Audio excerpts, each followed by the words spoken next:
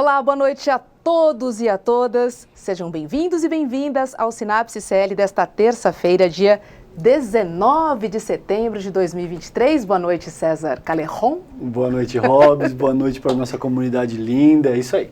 César, hoje teve o tradicional discurso do Brasil na ONU, né? E o presidente Lula simplesmente brilhou, né? Brilhou. Foi aplaudido 8 vezes. Ele atacou a fome, a desigualdade, a extrema-direita, né? Defendeu a liberdade de expressão, né, dos profissionais, dos jornalistas, Free Assange, né? E também ele foi contra o embargo de Cuba. Ou seja, o Brasil voltou, foi aplaudido e acho que podemos dizer que isso só aconteceria com um grande estadista, né? Seguramente. Boa noite. Boa noite, querida. Tem um único problema na fala do Lula, a meu ver, naquele texto que não fui eu que redigi. Mas gostaria de ter sido. Eu gostaria de ter redigido. Aquilo foi perfeito, Rô. A meu ver, não poderia ter sido mais adequado o tom, a forma, absolutamente tudo a respeito do que fez aí o corpo diplomático brasileiro, que é claro, em última análise, quem brilha é o estadista, é a pessoa que lê aquele texto, mas isso é um trabalho coletivo da diplomacia brasileira. E isso denota a mudança de paradigma que a gente tem em todos os níveis, considerando o que a gestão, o desgoverno Jair Bolsonaro estava fazendo da imagem do Brasil junto à comunidade internacional. Então, o Lula, ele toca em temas centrais que transcendem a mera retórica vazia do que todo mundo sabe, que você vai lá para dizer algo e em seguida fazer aquilo que você bem entender. Então, existe esse quê de pragmatismo no jogo das nações, mas nesse caso do Lula é muito forte, Rô. Ele toca, como você muito bem colocou, em temas centrais no que diz respeito a Cuba, no que diz respeito a Assange, no que diz respeito ao neoliberalismo, à desigualdade, a fome. Então, num conjunto de coisas que representam, na questão climática, que representam os problemas do mundo, como o mundo de fato hoje está organizado e o estado de coisas que a gente tem disposto no mundo nesse começo do século XXI. É uma fala antológica, até jornalistas que são tradicionalmente antipetistas disseram, veja bem, isso aí foi brilhante, não tem muito como negar o fato de que o Lula foi o principal estadista hoje. Ele foi ovacionado, acho que 7 ou 8 vezes. 8 vezes, Biden, né? Uma vez. Uma única foi 8-1 vez. no dia Exatamente. de hoje. E assim, então, são fatos, são dados empíricos. Quando existe toda uma análise semântica, depois entra time de semiótica, que vai... Quantas vezes um determinado presidente mencionou qual termo e tal. E eu estou seguro de que esse discurso de hoje do Lula é algo antológico que vai ser lembrado por muito tempo. Falar sobre Cuba, sobre Assange, em Nova York, cara a cara com Biden. Exatamente. Recado dado. Ninguém mandou dizer não. E o Lula disse hoje. Vamos receber nossa convidada? Vamos lá, com muita honra. Olá, boa noite. Mônica Benício, vereadora pelo PSOL, militante de direitos humanos, é também arquiteta e urbanista, nascida e criada na favela da Maré, assim como a sua ex-companheira, também nascida e criada na favela da Maré. Estou falando, claro, de Marielle Franco. Mônica Benício, seja muito bem-vinda. Nós estamos muito, mas muito felizes de receber você aqui no nosso Sinapse. Boa noite, obrigada Roberta, obrigada César, um prazer estar aqui para a gente trazer aí esse bate-papo, né? Para mim é uma honra dividir o mesmo espaço aqui com vocês nesse momento. Obrigado, Mônica, a honra é toda nossa, um prazer falar contigo, faz algum tempo que a gente já não conversa, seja muito bem-vinda ao Sinapse, querida. Mônica, não tenho como não começar, né, a nossa conversa com uma pergunta, na verdade com duas perguntas, né, que estão entaladas aqui, ó, há 5 anos, né? Quem mandou matar Marielle e por quê? Acho que são duas respostas que o Brasil precisa. A gente precisa entender o que aconteceu. Não dá para botar embaixo do tapete, não dá para levar mais tempo. É urgente essa questão. Roberta, essas perguntas, elas são temas recorrentes para mim na defesa da democracia e também na terapia.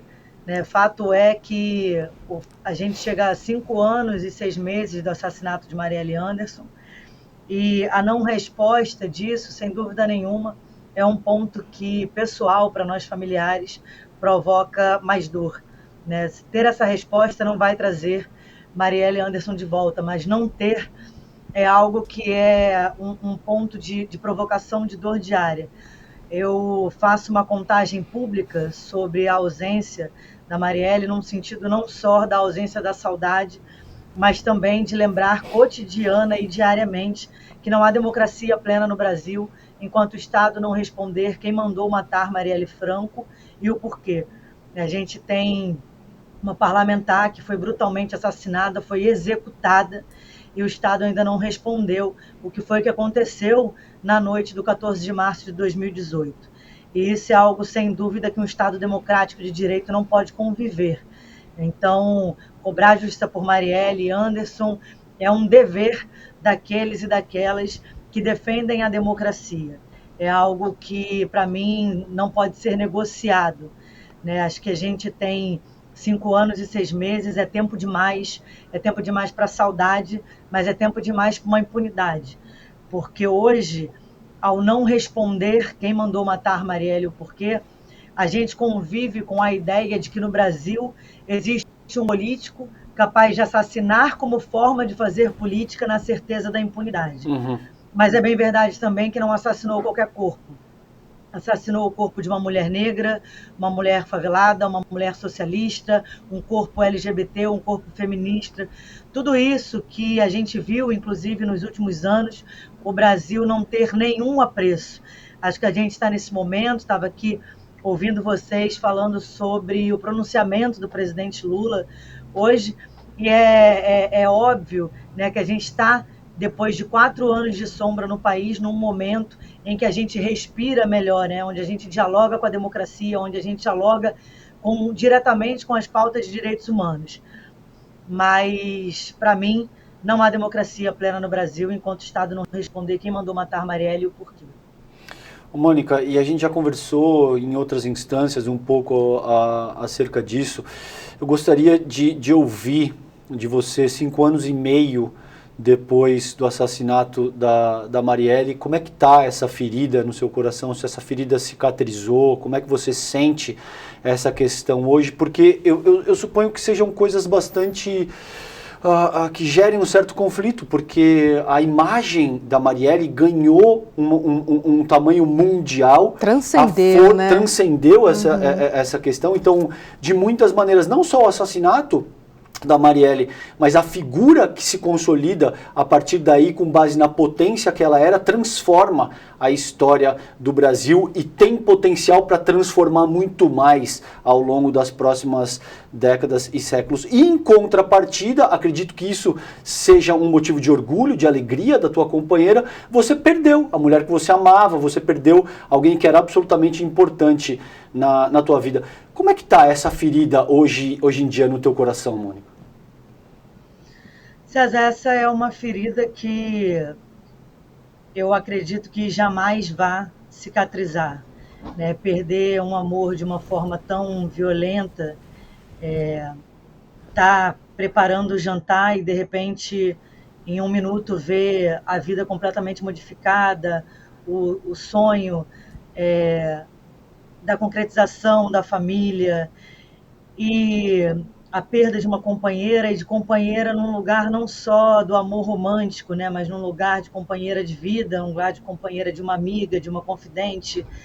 Essa ferida eu acho que nunca vai fechar, mas como eu disse, o fato de não saber o porquê que a Marielle não chegou em casa para jantar naquela noite, é sem dúvida nenhuma ter que revisitar essa dor todos os dias, né, para cobrar justiça pela minha companheira enquanto figura política. Mas é óbvio que isso tem um ônus pessoal que é, acho que, imensurável.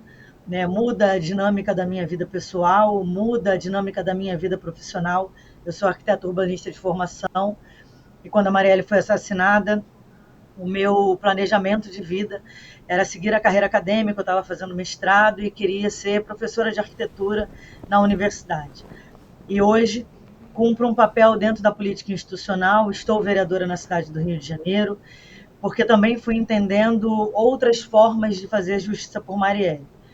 Mas isso tem um custo pessoal muito grande, né? Isso tem um custo pessoal de revisitar essa dor e essa saudade diariamente para cobrar justiça num âmbito pessoal, mas em especial nesse lugar político. A Marielle se torna uma figura de representatividade de luta, de esperança, De de um inspiração. inspiração, Roberta, de um lugar tão bonito e tão caro para nós mulheres, para as pessoas negras, para as pessoas LGBTs, para as pessoas faveladas e periféricas. Todas as pautas que Marielle carregava no seu corpo e na sua trajetória de vida estavam ali representadas no seu fazer político cotidiano, que era atravessado também pela sua personalidade, né, enquanto uma mulher que era notada em qualquer espaço que entrava, sempre lembrada pelo carinho, pelo afeto, pelo compromisso, pelo cuidado, pela empatia que tinha pelas pessoas, enquanto uma defensora de direitos humanos que tinha isso na sua identidade.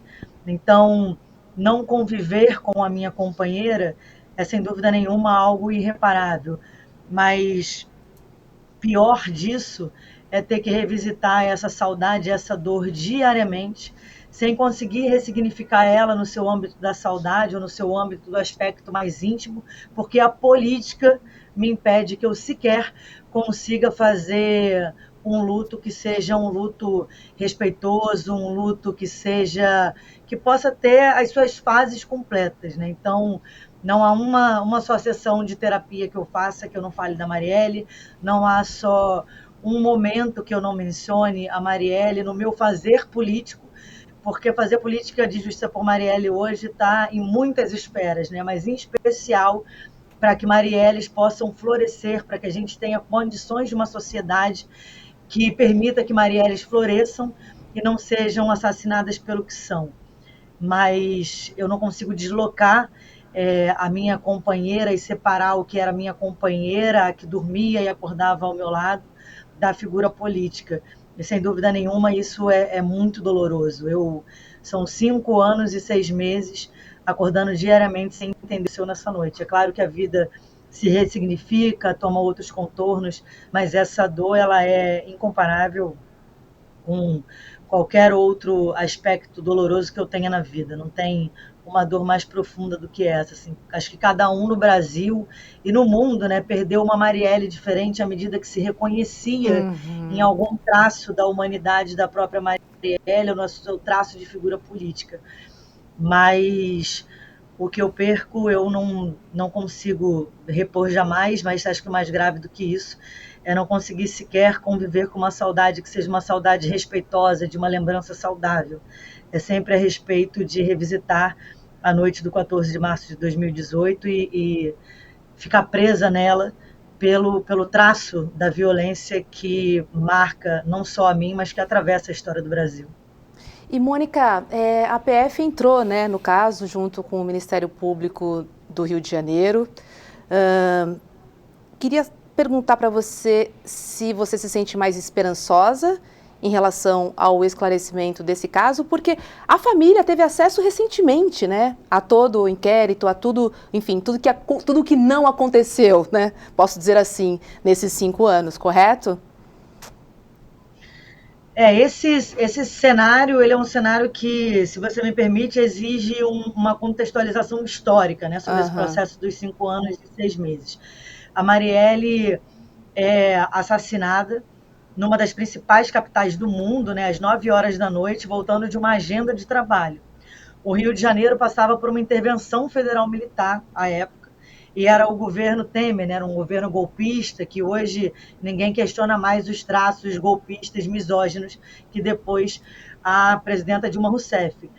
Mas mais grave do que isso, a situação se complica no final de 2018, porque 2018 consegue dar uma aula política para a gente, né? Uma aula do que é a estrutura política no Brasil.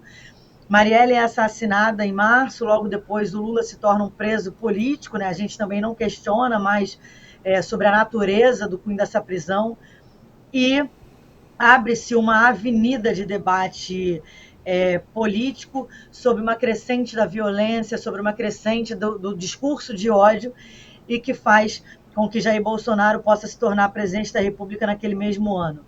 Nada disso, para mim, está deslocado dos seus fatos históricos que aconteciam ali naquele momento.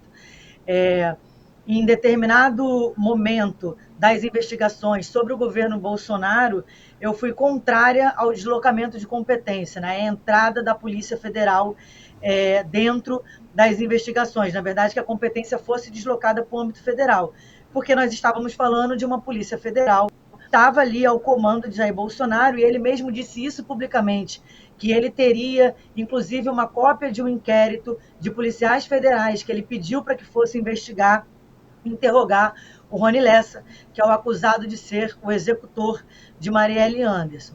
Então, isso era escandaloso em tantos níveis, né? Mas, ao mesmo tempo, muito preocupante, porque a Marielle é exatamente o oposto do que representa a política bolsonarista. Então, nós fizemos, inclusive, uma movimentação contra a federalização do caso, porque um governo que não tinha se mostrado não só compromissado, mas sequer respeitoso com a memória da Marielle, quando houve o episódio do porteiro, que teve o mencionamento da família Bolsonaro sendo citado pela imprensa, porque uma coisa é fato, Rony Lessa morava no mesmo condomínio que Jair Bolsonaro, no Rio de Janeiro.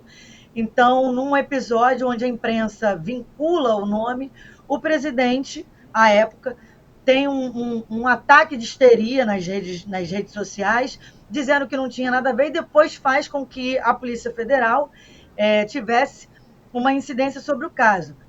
E Moro, que à época era ministro, né, inclusive fez relatos sobre isso, e que causa ali todo aquele embate público deles a respeito, inclusive, de uma incidência sobre a Polícia Federal. A gente, por óbvio, nós familiares de Marielle Anderson, não queríamos essa polícia que estava ali a comando de Jair Bolsonaro se metendo nas investigações da Marielle. E a gente conseguiu fazer uma mobilização, né, com a sociedade civil organizada, com movimentos sociais, pela não federalização do caso. E logo depois a gente tem aí uma mudança de governo que, claro, se coloca muito mais favorável, né? O presidente Lula me recebeu, à época ainda preso, falou do compromisso e da importância da elucidação do caso da Marielle para a história do Brasil. Sempre foi uma figura política muito compromissada com a luta de justiça por Marielle. Tivemos a declaração do ministro Flávio Dino, logo no seu discurso de posse, dizendo que resolver o caso Marielle Franco era uma questão de honra. Tivemos a nomeação de Aniele Franco, irmã da Marielle, a ministra da Igualdade Racial. Então, muitos acenos sobre a representatividade e a importância da memória da Marielle para o país e a importância da elucidação desse caso para a nossa defesa de democracia. Então, não há dúvidas de que a conjuntura política nesse momento é outra. A Polícia Federal entra em colaboração com o Ministério Público do Rio de Janeiro e consegue aí já mostrar para a gente, nesse meio ano de atuação, menos do que isso, avanços efetivos, como, por exemplo, chegamos recente à delação premiada, a delação do Elcio Queiroz, que é acusado de ser o motorista à noite. Agora não só mais acusado, né? Um réu confesso, porque ele confessou que era ele dirigindo o carro, assim como também disse que era, de fato, Rony Lessa, o atirador. A gente ainda não levou ambos a júri popular, esse júri popular está às vésperas aí de ser marcado para poder acontecer, mas a gente também não tem essa página fechada, nem a respeito dos executores e nem a respeito dos mandantes. E esses inquéritos correm de maneira independente. E o que a gente conseguiu recentemente foi o acesso às investigações que diz respeito aos mandantes, coisa que a gente não tinha qualquer tipo de acesso por uma questão das investigações correrem sob sigilo. É claro que não há ninguém no Brasil mais interessado na resolução desse caso do que nós, familiares de Marielle Anderson. A gente entende que é um compromisso democrático, mas ninguém tem um interesse pessoal ou mais empenhado na resolução desse caso do que nós familiares. Então, o nosso sentido era sempre de colaboração com as organizações, com o Ministério Público, com a polícia, mas a gente há de convir que 5 anos e meio para um assassinato desse, para uma execução como essa, infelizmente o crime foi sim muito bem elaborado, muito sofisticado, mas não há crime perfeito, e um crime como esse não pode ficar sem respostas, e 5 anos e meio é de fato tempo demais. Então, existe hoje uma conjuntura política mais favorável e, sem dúvida nenhuma, essa participação da Polícia Federal faz com que a gente renove as esperanças, que por muitas vezes nunca foi abandonada, jamais foi deixada de lado, mas que por muitas vezes era mais enfraquecida, sem dúvida nenhuma. Num crime como esse, quanto mais tempo se passa, maior a dificuldade de chegar à resolução do caso. Mas a gente segue com os avanços que foram conquistados aí nos últimos dias, né, nos últimos meses, com a participação da Polícia Federal, são, sem dúvida nenhuma, um ponto que nos dá esperança de que a gente vai chegar à conclusão desse caso. Ô, Mônica, e tem muita coisa que a gente quer explorar contigo. Eu vou só insistir nessa questão porque é um tema que é absolutamente caro para todas as brasileiras e brasileiros e a essa altura para o mundo inteiro. O caso Marielle Franco não é só mais uma questão brasileira, é uma questão de caráter global. E eu sei que muito provavelmente todas essas coisas ainda estão sendo avaliadas, vocês ainda estão buscando respostas, mas quando você pensa acerca do evento, por que mataram a Marielle? Eu acho que essa reflexão é importante. O que as pessoas... Ok, elas queriam calar a voz da Marielle, que poderia se tornar uma grande estadista, que já estava de alguma forma organizada nesse sentido, era uma potência enquanto mulher, tudo isso é fato. Mas como é que você sente essa questão? Existia algo mais pontual que eventualmente incomodasse essa gente e que, portanto, eles querem se livrar da Marielle? O porquê é muito intrigante e eu acho que ainda não aparece, a despeito desses personagens aí, por exemplo, como você muito bem salientou, já terem confessado em alguma medida, não aparece o porquê de uma forma mais direta a Marielle e Anderson foram executados. Olha, César, eu te confesso que o porquê, para mim, é a parte mais dolorosa dessa história inteira. Tá. Porque não faz sentido para mim. Não fez sentido há mais de 2.000 dias, não faz sentido há 5 anos e meio, né? O porquê não faz sentido. A Marielle era uma defensora de direitos humanos muito comprometida com as pautas progressistas, era uma mulher socialista, né? Uma mulher que tinha uma construção do partido que ocupava, né? Construía ali o pessoal desde a sua origem, mas embora tivesse trabalhado na Comissão de Direitos Humanos, embora fizesse um enfrentamento sobre a militarização da vida, a militarização da cidade do Rio de Janeiro, ela não tinha uma atuação que fizesse um confronto direto a, por exemplo, disputa de territórios eleitorais, ou enfim, recortes que são muito específicos do Rio de Janeiro, que tocam muito sobre a questão da milícia, por exemplo, né, que hoje, infelizmente, domina o Rio de Janeiro e tem aí se posicionado como um braço, né, da política institucional, ocupando cadeira no Senado, na Câmara Federal, nas câmaras municipais, estaduais e afora. É muito difícil, assim, o porquê é algo que realmente não faz sentido. A Marielle era uma das pessoas mais extraordinárias e generosas e comprometidas com o trabalho que eu já conheci.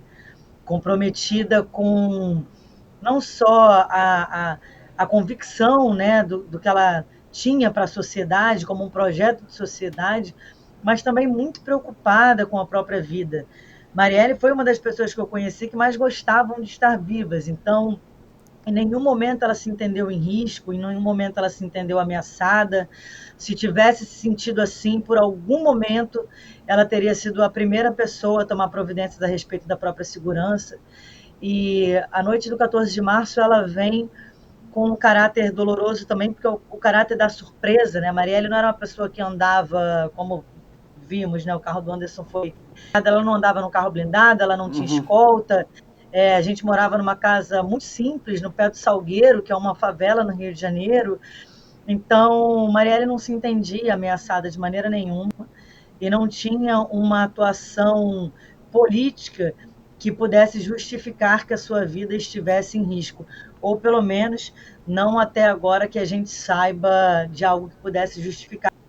Não que algo possa justificar um crime tão hediondo Claro. como esse que nos tira Marielle Anderson, mas o fato de não fazer sentido, o fato de eu não conseguir imaginar o porquê, é para mim a parte mais dolorosa, não saber de fato o porquê eu perdi o amor da minha vida. Isso é algo que é para mim a parte mais dolorosa. Claro. Posso só complementar para a Claro. gente encerrar esse assunto? E eu pensei muito, Mônica, se eu deveria te fazer essa pergunta nesse momento, inclusive. Mas você acredita que exista participação portanto, é uma pergunta delicada, tá? Então, portanto, se você me falar, César, eu não quero responder isso, a gente encerra o assunto e a gente vai em frente. Você acredita que existe a participação de algum membro da família Bolsonaro no assassinato da Marielle? Olha, César, eu tenho até um certo incômodo quando as pessoas vão nas minhas redes sociais, isso é muito comum, ou me encontram na rua e dizem: a gente já sabe quem foi que mandou matar, né? Insinuando, inclusive, que pudesse ser algum membro da família Bolsonaro. Sei. Eu tenho muita responsabilidade, muito compromisso com a seriedade do caminhar dessas investigações. E eu acho que esse clima, né, justamente de a gente já sabe quem foi, associando algum membro da família Bolsonaro, é muito sobre um resgate dessa fala que eu acabei de dizer, que a Marielle é a outra face da moeda da política bolsonarista, né? Enquanto a Marielle representa a esperança, a resistência, a resiliência, o bolsonarismo representa o ódio, representa a barbárie, representa o fascismo. Uhum.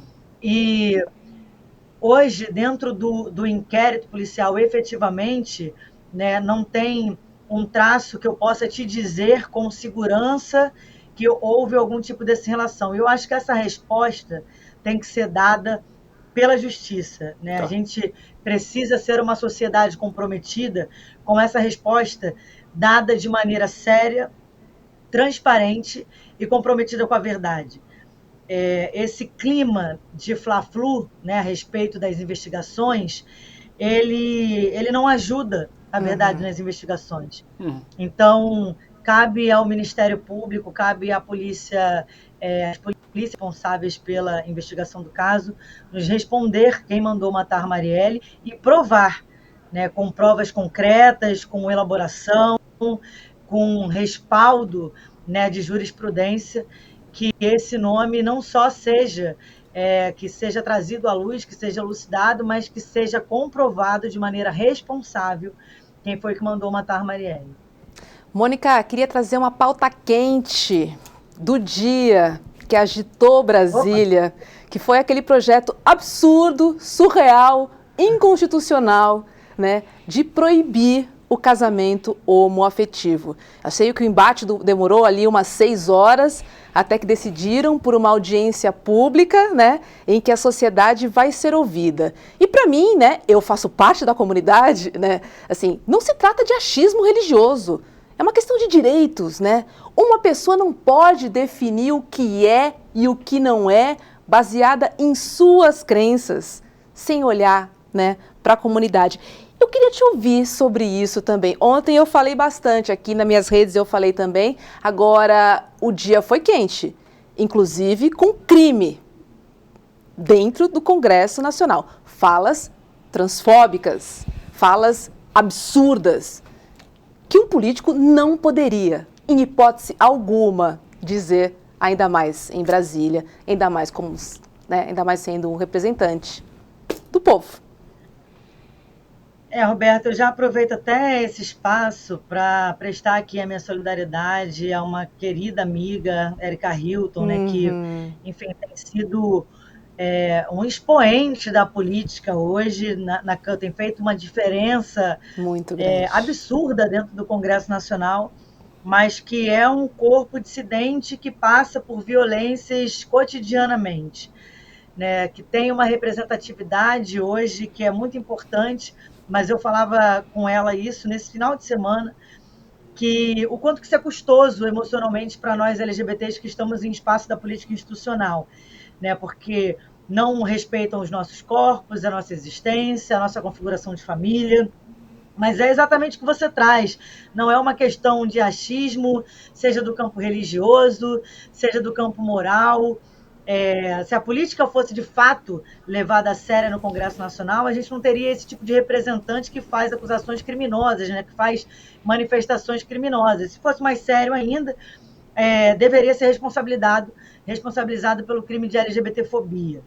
Mas vocês me convidaram para fazer esse papo aqui, dizendo que eu podia ficar muito à vontade. Por E olha, eu vou te favor. dizer, um tema como esse em 2023 me dá Retrocesso. preguiça. É isso. Algo assim, inacreditável. É surreal chegar a 2023 e ter esse tipo de debate com essa pobreza de espírito, com essa mesquinhez intelectual sendo colocada hoje como um debate. E pior, né?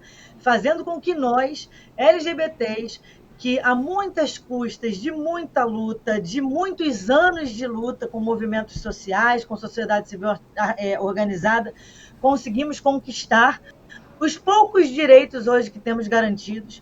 Isso sequer a gente consegue ver ser respeitado e preservado, principalmente porque, em sua maioria, os direitos LGBTs vêm sendo conquistados no âmbito judicial.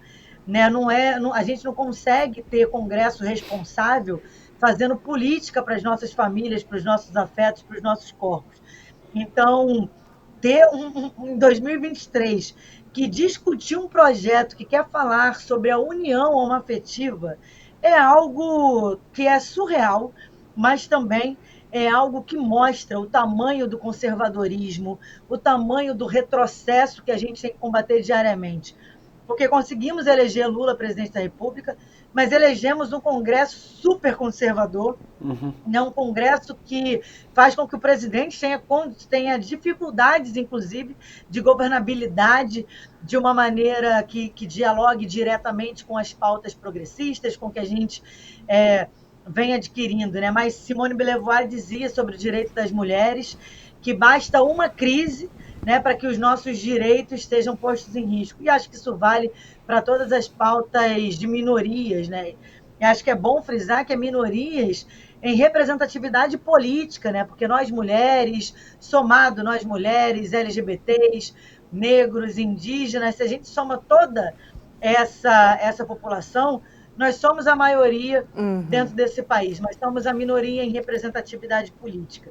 E temos que estar atentos sobre os nossos direitos. Eu acho que a vitória que tivemos hoje, ela é importante porque ela mostra, inclusive, a força das articulações que foram feitas nos últimos dias, com o Opa! Vamos ver se ela volta. Siga. Voltou. É preciso... Travou um pouquinho, querida. Travei e voltei. Voltou, vamos parou lá. no campanhas, com campanhas, articulação dos bastidores. Com campanhas, articulações, e essa vitória de hoje, ela foi fruto disso, né? Ela foi fruto dessa pressão popular.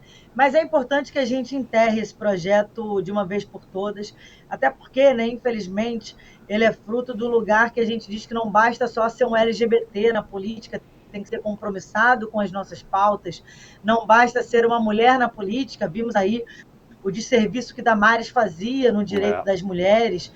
Não basta ser uma pessoa negra dentro da política, tem que ser uma pessoa comprometida com a luta antirracista. Enfim, muitas camadas ainda, muita estrada ainda de luta pela frente, mas sem dúvida nenhuma, eu acho que mobilizações e vitórias como a de hoje mostra que tem resistência e que vai ter luta, que os nossos direitos não vão ser retirados de maneira fácil, e que a gente está, na verdade, mais atento do que nunca, né? Vigilantes e fortes, e vamos seguir aí na luta pelos direitos de toda a comunidade LGBTQIAP+. Mônica, e eu estava conversando com a Hobbs aqui e a gente queria falar um pouco de como é que você entra na política. Acho que você já você já fez uma introdução, né, de como é que você entra através dessa tragédia. Você tinha planos para seguir a vida acadêmica, você já nos contou isso hoje. Então eu quero falar a respeito do teu futuro, porque tem algo muito emblemático na fala do Lula hoje, por exemplo, quando ele diz que desse modelo neoliberal fracassado surge toda essa dimensão que acaba animando o substrato, por exemplo, da própria direita, não só no Brasil, mas ao redor do mundo. E a gente também tem figuras que surgem para combater esse modelo de se fazer política, que usa o ódio, que usa a discriminação e tal. Como você muito bem colocou, a Erika Hilton, você, outras pessoas que são importantíssimas e que, a meu ver, são figuras fundamentais na nossa política institucional para fazer um enfrentamento considerando tudo que segue, não só nos próximos anos, mas ao longo das próximas décadas. O que você vê no teu futuro? Para o ano que vem, nas eleições? Você é uma potência, você é extremamente culta, extremamente articulada, fala muito bem, muito inteligente. Como é que você vê o teu futuro na política institucional brasileira a partir desse ponto? Posso emendar nessa pergunta do César? Queria entender se você está se sentindo confortável enquanto política também. Boa. Aí eu já estava aqui pensando assim, caramba, César, obrigada aí pela autoestima, ó. Deu uma moral aqui pra mim, pô, que maneiro. É Saí de verdade. casa hoje meio cabisbaixa, meio triste, pô, deu um up aqui na autoestima agora. E aí Robin me faz essa pergunta que é uma pergunta que me desloca muito pessoalmente, porque eu estou trazendo hoje aqui várias vezes falando, estou resolvendo a terapia, porque hoje eu tive uma sessão de terapia falando justamente sobre a síndrome da impostora, né, que para nós mulheres em geral é um sentimento muito comum, né, da realidade do nosso cotidiano, quando a gente tende a ocupar espaços que são espaços que não necessariamente uma instituição e uma organização de sociedade no modelo patriarcal, machista, misógina nos quer ocupando. Só que a minha entrada na política, ela vem através da violência que foi a maior violência que atravessou a minha vida. Em 2020, existia um apelo dos movimentos sociais e de muitas pessoas que me cercavam que eu deveria disputar a cadeira da vereança, né? Só que em 2018 eu abandonei o mestrado por um tempo e tranquei a minha casa num container e fiquei viajando com uma mala de 23 quilos por vários lugares do mundo, nessa luta de justiça por Marielle, buscando apoio internacional, fazendo as denúncias, né, da grave violação de direitos humanos, que foi o assassinato da Marielle, mas de todo um contexto que acabava fazendo com que a imagem da Marielle se tornasse essa imagem que vocês mesmos já falaram aqui, que é essa imagem de repercussão internacional, né? O mundo entendeu, o mundo olhou para o Brasil e entendeu que era uma grave violação de direitos humanos o assassinato daquela vereadora, daquela defensora de direitos humanos. E em 2020, eu já estava numa trajetória de militância que acabou, eu me entendo defensora de direitos humanos desde o final da minha adolescência, né, já ali na maré, combatendo, entendendo que a violência do Estado dentro do território da favela e da periferia era algo que deveria ser combatido, mas a minha militância LGBT, a minha militância no direito das mulheres, ela vem muito agudizada pela luta de justiça por Marielle. Entendendo que a luta de justiça por Marielle era esse grande guarda-chuva de defesa dos direitos humanos que estava falando sobre direito LGBT, sociedade antirracista, direito das mulheres, uma luta contra o machismo e tantas outras coisas que Marielle encarnava não só no seu corpo, mas na sua história de vida e que reverberou como uma bandeira de tantas e tantas políticas. E, diante disso, em 2020, eu nunca tive pretensão da política institucional, isso nunca foi algo que eu pensasse, embora em casa a Marielle brincava, tinha, claro, era uma mulher negra ocupando um lugar na política institucional, que era ainda, né, lembrando que a política se a gente pode ver alguma beleza no meio do caos, ela dá um salto na luta dos direitos das mulheres, em especial das mulheres negras, da população LGBT, com o assassinato da Marielle. Se a gente consegue ver alguma beleza no meio desse caos todo, é entender que uma resposta da sociedade é dizer que não só a vida da Marielle não foi em vão, mas como a morte também não seria. E a minha luta de justiça acaba fazendo com que a minha identidade enquanto defensora de direitos humanos tivesse tomando outro contorno, fosse na luta LGBT, fosse na luta do direito das mulheres. E em 2020 eu entendi que aceitar, né, aquele apelo que estava sendo feito poderia ser mais uma forma de fazer justiça por Marielle, que ocupar a cadeira da vereança poderia ser mais um lugar para se fazer justiça por Marielle. E aí eu topei, a gente fez uma campanha no meio da pandemia, né, uma campanha que teve pouca rua, mas uma campanha que foi muito dura e muito difícil para mim, porque a síndrome da impostora era algo que eu tinha que lidar todos os dias em cada panfleto que eu entregava. Mas eu entendi aquilo também como uma tarefa política a ser cumprida, fosse pela memória da minha companheira, fosse pelo meu compromisso quanto defensora de direitos humanos. E quando eu assumi a vereança, essa síndrome da impostora se tornou ainda mais forte, porque o ano que eu fiz campanha deveria ter sido o ano de reeleição da Marielle, ela deveria estar disputando o seu segundo mandato como vereadora. Foi um lugar muito desconfortável para mim, muito doloroso, enfim, que graças a uma grande rede de afeto, eu acabei conseguindo lidar um pouco melhor. E aí, Robs, assim, não é ainda um lugar confortável, não é ainda um lugar que eu me encontre de maneira segura, por isso brinquei com o César falando da autoestima, né? Para nós é sempre muito caro fazer Sim. uma fala no plenário. Eu sempre me cobro de que eu tenho que estudar 20 vezes mais, eu tenho que estar 20 mais vezes preparada do que qualquer outro homem. Olha, do que não falta dentro da Câmara Municipal é vereador que fala bobagem ou que simplesmente nem fala. Mas para nós mulheres, esse lugar da cobrança é sempre um esforço, né, a ser combatido, ali uma força a ser combatida. E no meu aspecto, além de ser uma mulher lésbica, uma mulher favelada, eu ocupo a política institucional através de uma força de impulsão de violência, né? E ainda carregando o título de viúva de Marielle, o qual eu tenho uma profunda responsabilidade e compromisso de ser coerente com a memória dela, de ser algo que possa dialogar respeitosamente com essa dor que eu sinto, mas que, sem dúvida nenhuma, preserve, antes de tudo, o que o meu nome, atrelado ao nome da Marielle, pode representar. Então, ainda não é um lugar confortável, ainda não é um lugar que eu nunca vislumbrei, né? No ano que vem, eu vou disputar novamente as eleições, tentando fazer aí um segundo mandato de vereança, porque nesses últimos 3 anos de vereança aqui construída, o que o meu mandato, né, a minha mandata, como eu chamo, com uma equipe montada majoritariamente por mulheres, né, mulheres feministas, tem construído um trabalho de muita relevância para a cidade do Rio de Janeiro. Então, eu costumo dizer que eu sou só o rosto do folheto, né? Mas eu represento uma política que é uma política coletiva, que é uma política que é construída a muitas mãos, muitas mentes e muitos sonhos. Então, eu entendo o corpo como a principal ferramenta de se fazer política. E o meu corpo hoje está à disposição de uma luta que é uma luta coletiva.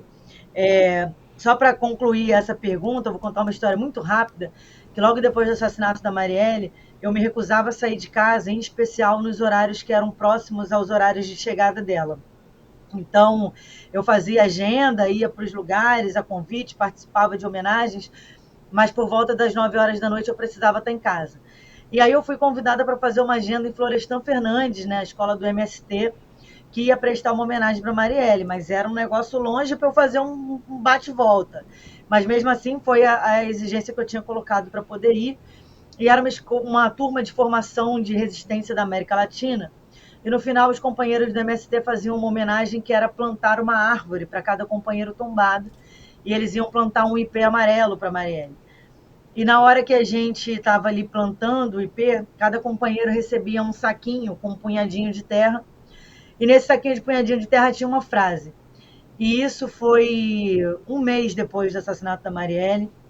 E no meu punhadinho de terra, a mensagem que eu tinha, até hoje eu guardo dentro da minha habilitação na carteira, porque a minha mensagem era: todos os nossos sonhos serão tarefas.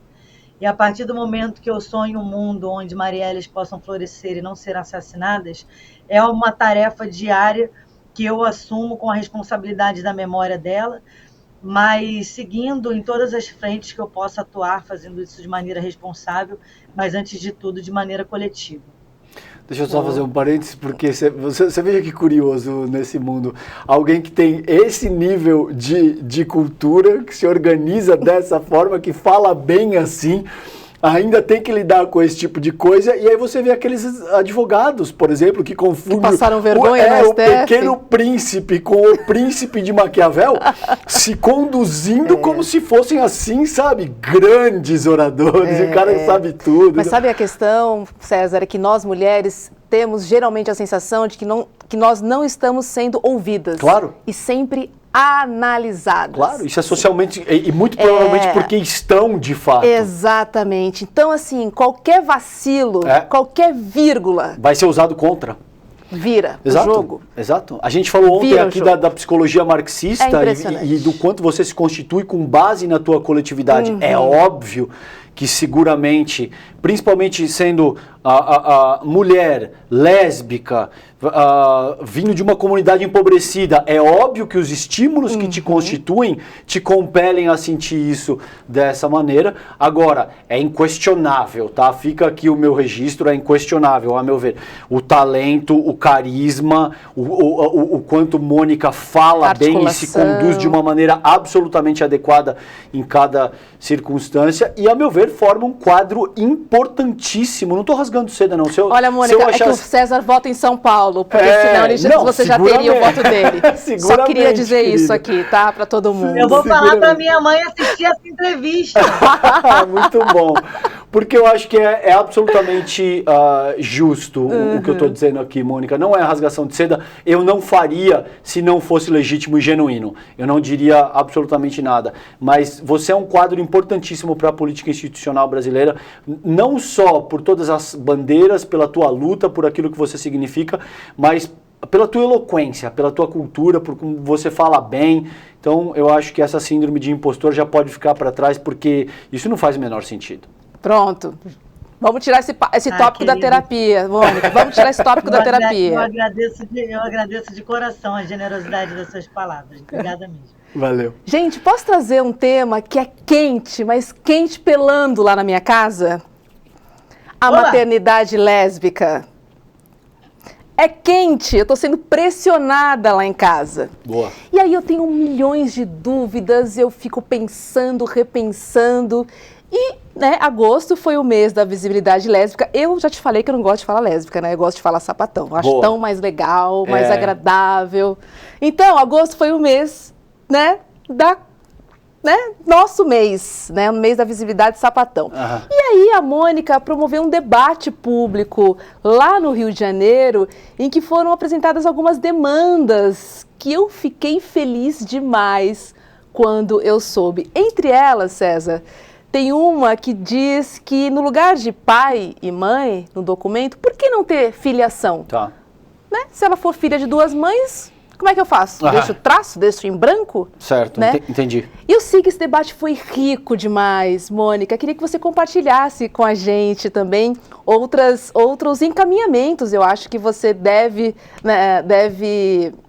trabalhar daqui para frente, porque foram apresentadas muitas ideias e muitas propostas também, fora essa que já é maravilhosa.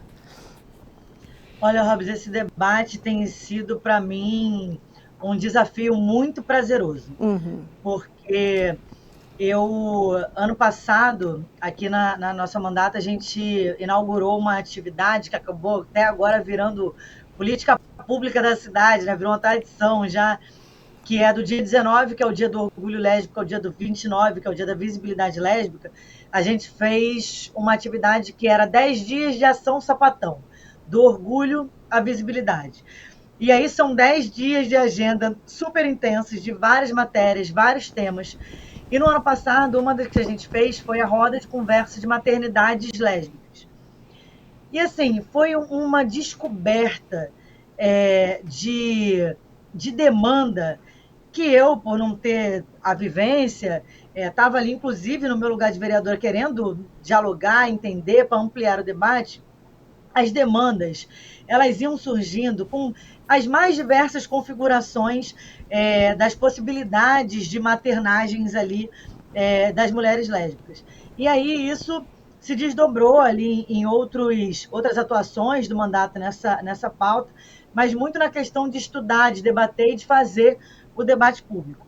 E esse ano a gente repetiu algo na mesma linha, né, de tentar entender quais eram as demandas, só que a gente ampliou um pouco o escopo para o nível federal, justamente porque no ano passado a gente entendeu que tinha muitas demandas que não seriam de competência do município.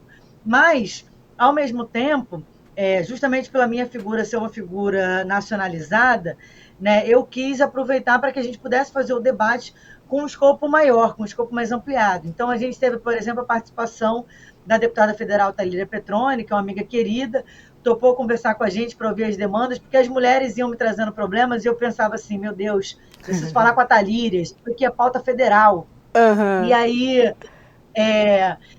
eu fiz conversa também com várias ativistas que discutem a perspectiva das maternidades lésbicas, e a gente chamou, inclusive, o próprio Ministério da Saúde, que estava acompanhando a audiência, então ouviu as demandas, porque as demandas elas são muito diversas, né? Desde a metodologia que será utilizada, né, até as dificuldades do pós, como uma essa, né, depois do nascimento da criança, como uma dessa que você diz, que é uma coisa que poderia ser simples, mas a gente tem num âmbito, num documento, um tipo de apresentação. No outro documento, um outro tipo de apresentação. E no CPE, a questão de que não havia esse campo para contemplar o nome, né, das mães. Então, a gente, por que você tem que ter o nome de mãe e pai e não de filiação? E isso virar uma responsabilidade que seja de mais amplo trato. Até porque, por muitos, o sistema, em determinados hospitais, na hora de fazer o registro da criança, era a atendente, né? Isso foi relatos que nos trouxeram. Entendia e conseguia falar sobre isso, o protocolo já do atendimento, de recepção do atendimento era esse, mas o sistema não permitia. No sistema não era possível colocar. Além da gente fazer um recorte, que foi acho que um outro ponto do debate importante, é que os métodos, né, que são utilizados, eles são métodos que precisam ter um recorte de um debate de classe e, em consequência, também um debate de raça. Né? Porque se você tem mulheres com maior poder aquisitivo, elas podem fazer isso em clínicas, e depois de fazerem clínicas, as consequências para poder fazer os registros das crianças, o desdobramento, né, de filiação, eles são muito mais fáceis, né, porque eles já são garantidos pela relação de ter sido feito através de uma clínica, enfim. Quando é feito, por exemplo, em metodologia caseira, o debate fica muito mais difícil. Muito mais difícil. Só que fazer isso com clínicas é algo extremamente caro. Né? Então, a gente tem as mulheres lésbicas mais pobres, né? E a gente sabe que a maior parte da população mais empobrecida do nosso país é a população negra, e se você for ver a população mais vulnerável, né, são as mulheres, e aí a gente vai fazendo os recortes em camadas. Se a gente bota uma mulher lésbica negra, ela vai ter muito mais dificuldades e acessos do que uma mulher lésbica branca.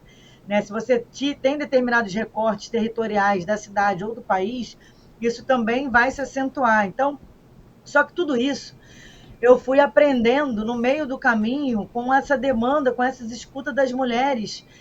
E assim, são tantos problemas que eu ficava olhando, que eu brinquei, eu falando assim, gente, do casamento homoafetivo, agora que eu falei, gente, 2023, né? E é tanta coisa que em 2023 eu fico olhando e falo assim, mas como é que ninguém nunca resolveu isso antes? Como é que isso não está sendo pensado? E não está sendo pensado porque a gente tem uma sociedade que, além de LGBT-fóbica, é uma sociedade misógina, né? Então, esses direitos de políticas públicas para as mulheres, né, que querem experimentar a maternidade, as maternidades, as múltiplas formas de maternidades em todas as suas vertentes, tem inúmeros desafios. E a gente saiu com uma lista de demanda, que eu fiquei brincando com a Thalíria, falando assim, olha, eu vou te mandar isso aqui, precisa me ajudar a resolver, até com essa questão do campo de filiação, né, do nome, uma própria reunião com o Gilmar Mendes, que tem aí, que está com ele, essa pauta para poder ser elaborada, ser discutida, enfim. Bacana. Mas os problemas são mais diversos e, sem dúvida nenhuma, é um caso de política pública que a gente não pode negligenciar em esfera nenhuma, né? E aí, aqui no âmbito, nas competências do que pode ser feito do lugar de vereança, a gente tem feito esse esforço, mas tem buscado essa parceria federal para que a gente consiga dar vazão, né, a essas demandas no âmbito do município, mas que tenha esse reflexo no âmbito federal, porque é de suma importância. Né? 2023, gente, eu fico brincando isso com os meus amigos, eu falo, o ano era 2023. Aí você vê umas dúvidas, Sim. como é que chegamos até aqui ainda sem isso estar resolvido? É muito doido, né? Porque, na verdade, são coisas teoricamente simples, né? Se você tem o papai e a mamãe, né? Aquela configuração da família que está na Bíblia, como diz o pastor hoje. Mas, enfim... uma heteronormatividade cansativa. Mas aí, por exemplo, poxa, não tem o pai, são duas mães, né? Licença maternidade, às vezes as duas querem amamentar. Claro. E aí? Como é que a gente faz? Eu consigo tirar, né, no mesmo período da minha esposa? Enfim, são coisas que, enfim, que precisam ser endereçadas. Entendi, né? Rose. Por favor. O próprio tempo, né? Por favor, Mônica. Eu tô nessa luta. Ajuda nós.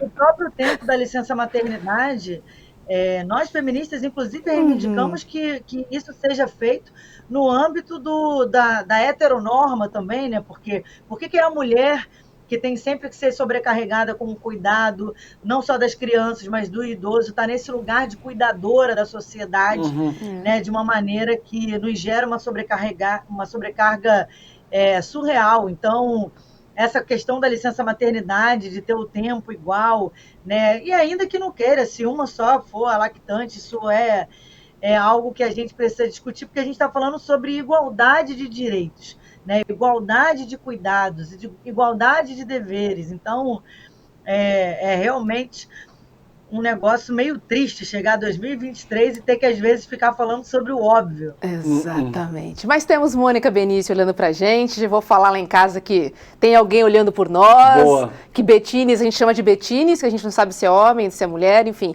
Betines vai vir aí e certamente já vai encontrar um mundo muito melhor. Tô sendo pressionada, César. Boa. Você não tem noção. Marcação ali, ó, mulher a mulher. Mônica, prazer falar com você, estou muito feliz com o nosso papo. Enfim, obrigada pelo seu tempo aqui conosco. Siga firme e forte, estamos com você. Você não está sozinha, viu? Obrigada, querida, obrigada de verdade, obrigada, César, todas as pessoas, enfim, que nos acompanham aqui nesse debate. Que Betines venha com muita saúde, muita luz, caminhos abertos, né, e que a gente consiga aí construir uma sociedade, um mundo mais justo, mais igualitário, que a gente possa estar seguindo firmes, fortes, né? Afinal de contas, já nos diz o poeta, a gente é para brilhar. Então, não para morrer que a gente de fome. possa viabilizar um mundo onde os nossos corpos, os nossos afetos, as nossas famílias, as múltiplas configurações de famílias possam ser respeitadas e que possamos viver aí numa sociedade que não preze pela política do ódio, mas pela política de afetar, né, de nos afetar. Aquela também que nos lembra Paulo Freire do lugar de esperançar, que é seguir com esperança, mas arregaçando a manga, porque afinal de contas tem de fato muito trabalho pela frente. Mas contem comigo aí nessa jornada. Obrigada, tia Mônica. Beijo, olhe pra gente. Um beijo pra você. Que delícia. Obrigada. Valeu, um beijão. Olha, conheço bem a minha esposa, deve estar chorando em casa, né, assistindo o ICL, porque, de fato, são preocupações, né, inerentes, Claro. né, a quem não tem todos os seus direitos olhados e reconhecidos, né, coisa simples, César. Claro. A gente está falando de coisas simples. Imagina, Claro. duas mães amamentam, Uma consegue tirar 6 meses e a outra não. Não, E coisas que são dolorosas, essa questão no que todo mundo precisa de pertencimento, todo mundo quer sentir que existe, ainda que no âmbito potencial, a possibilidade de desenvolver uma família. Quando você se sente institucionalmente excluído, isso é muito doloroso, entende? Você sente que na medida em que você se constitui socialmente e a tua sociabilidade te nega a possibilidade de se constituir, isso é muito doloroso. E ninguém merece passar por isso. Independentemente da tua identidade sexual, da cor da tua pele, da tua raça, é óbvio que a gente precisa construir um modelo de sociabilidade que transcenda o que eu chamo de elitismo histórico e cultural e que ainda está vigente com muita ênfase no começo do século XXI. É um trabalho longo. Sim. Mas ainda bem que a gente tem potências como você, como a Mônica. Como você. Obrigado, querida. E que a gente vai seguir firme nessa luta. Estou falando de licença maternidade, mas tem a licença paternidade também, né? Porque o que acontece? A mulher tem mais tempo, o homem menos tempo. Quem fica lá? Ela. Embalando a criança. Não é? Embalando, dando de mamar, enfim. É isso. Tocando violão, apitando, dando comida e dando de mamar também. É isso. Espero que vocês tenham gostado do papo. Vamos lembrar a programação do ICL, que começa amanhã às 7 da manhã, com Leandro Demore e o seu Desperta. Leandro não tem aparecido mais na nossa tela, né? Alô, produção! Começa o Desperta às 7 da manhã, das 7 às 8, depois tem ICL Notícias, primeira edição, com Vivian Mesquita, William De Luca e também Eduardo Moreira. E a gente se encontra amanhã, ao vivo, às 7h30 amanhã. Espero que em ponto. É isso aí. Um beijo, boa noite para todo mundo. Tchau, fiquem bem, gente. Confira a programação desta quarta-feira do Instituto Conhecimento Liberta. 7 da manhã, Desperta ICL. 8 da manhã, ICL Notícias, primeira edição. 10h30, Em Detalhes. 11 horas, ICL Mercado e Investimentos. E Dr. Gabriel Peters, Pierre Bourdieu. Introdução a uma Sociologia Crítica. 1 da tarde, Alemão, Módulo 2, Nível A1, com Júlia Barreiro. 3 da tarde, Mulheres Revolucionárias, com Samantha Lodge. E Provocação Histórica, com Lindener Pareto. Às 5 da tarde, Inteligência Artificial. Temas e práticas, com Nelson Aguiar. Às 6 da tarde, ICL Notícias, segunda edição. Às 7 da noite, Direitos Autorais. Crítica e Arte com Victor Gameiro Drummond. E às 7h30, Sinapse ICL. Para saber mais, acesse icl.com.br.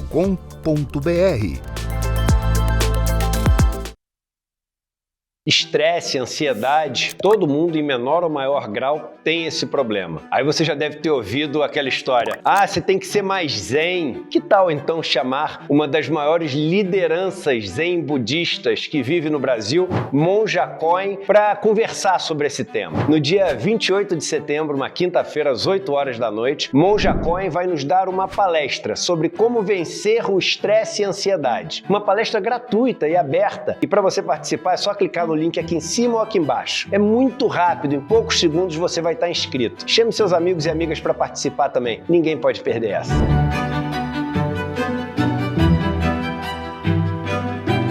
Olá, eu sou Suzy Pisa, sou filósofa, sou mestre e doutora pela Unicamp, sou professora da Universidade Federal do ABC, gravei um curso para o ICL, Instituto Conhecimento Liberta, que está disponível na plataforma para vocês, sobre um dos pensadores mais relevantes do Ocidente, Michel Foucault, um pensador extremamente inquietante, que é utilizado e mencionado, citado com uma frequência impressionante, né? Praticamente todo mundo que estuda as ciências humanas passa por esse filósofo.